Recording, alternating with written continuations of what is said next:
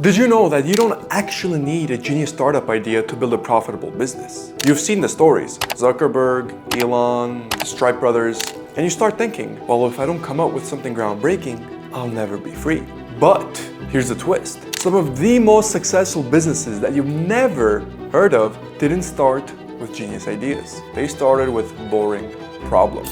Welcome, I'm Bago, former NASA dev and Fortune 500 manager, and I've helped dozens of software engineers go from absolute zero to over $50,000 a month without quitting their jobs. And now one of them started with a genius idea. So in this video, I'm going to show you why genius ideas are not how most people actually get rich. I'm gonna break down 3 real-world businesses that started simple and scaled huge, and last but not least, I'm going to give you a framework for finding profitable, non-genius ideas that you can build on the side. Without further ado, let's get straight into it. And let's start by twisting the knife just a little. I want you to think about how long you've been waiting for that perfect idea to strike. Maybe weeks, months, maybe for some of you even years. And in all that time, how much money has that idea actually made you? That's what I thought. Here's the problem with chasing genius. These so-called genius ideas are for most of the time unproven. That means that you're dealing with high risk,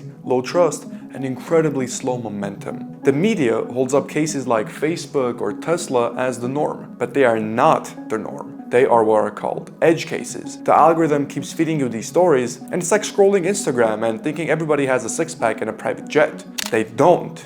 And that's okay. Here's the truth that most people won't tell you. The founders who are actually quietly printing $20, $40, or even $100,000 a month, well, they started with something boring, something that you probably scroll right past. And let me prove it to you. Let's take Brett from Design Joy. He didn't invent anything new. He took a basic common service, which was graphic design, and just changed the wrapper. He put it in a monthly subscription model. It had unlimited designs, a flat monthly fee, and all of this was being run by one person. And it sounds simple, right? It is. And in his best year, it generated $1.3 million in revenue, solo. What's the insight? Well, he productized the service and made the buying process brain dead simple. The genius wasn't in the idea, but rather it was in the packaging itself. Let's take my student John, who's a brilliant ML engineer. When he came to me, he was trying to build a massive, complex time tracking app for productivity. A genius idea, he called it. But he was getting nowhere. And I told him to stop, and I asked him, what's a boring problem companies have or people in your network have that your ML skills can solve today? And his answer? Grunt work. Everybody hates them. They're manual, slow, and people always miss something and make a mistake. So we flipped it.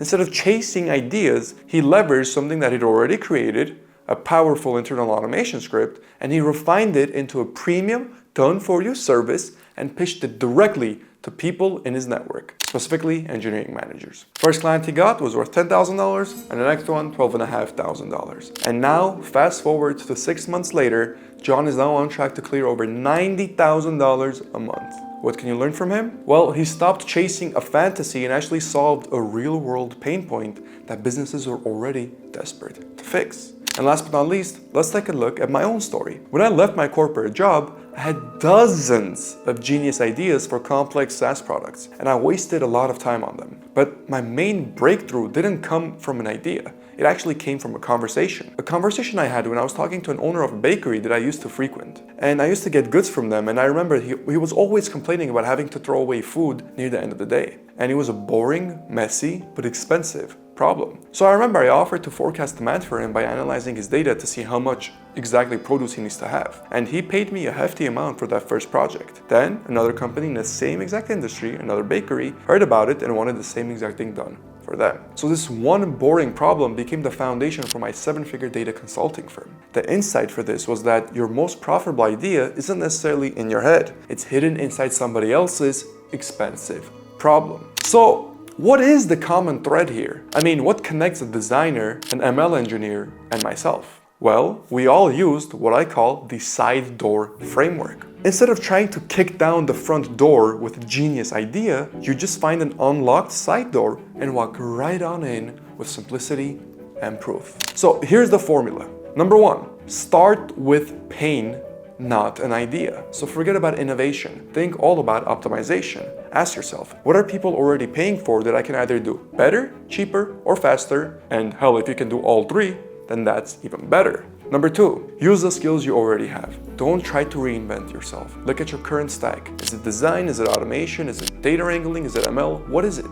If it's already paying your salary, it can most definitely pay for your business. And number 3, find buyers before you build. The biggest mistake that you can make is spend 6 months building something that nobody even asked for. So before you write a single line of code, please get a verbal commitment, sell a beta, get a deposit. Money is the ultimate proof of interest, and never forget that. And number 4, use a simple offer. Great offers are boringly simple, such as I'll do X for you, or I'll teach you how to do X. If your offer can't fit in a single sentence, it is too complicated. Now, you're probably thinking, okay, this all sounds great, but I don't have time. I don't know where to start, and I've tried before and I failed. Yeah, so had John, so had I, and so have most of my clients. But here's the trick. You don't build a company overnight. You just need to build momentum. Here's a 30-day challenge that I propose for you. Week 1, pick your pain point. Talk to 15 people and ask them what's the most annoying, repetitive part of your week. Week 2, make a simple offer. Write a 1-sentence promise that solves that pain point and post it on LinkedIn, Reddit, whatever forums you're in, or just directly message a few people you think you can help. And week 3 and week number 4, get your first $1,000. Deliver the service manually. Get feedback.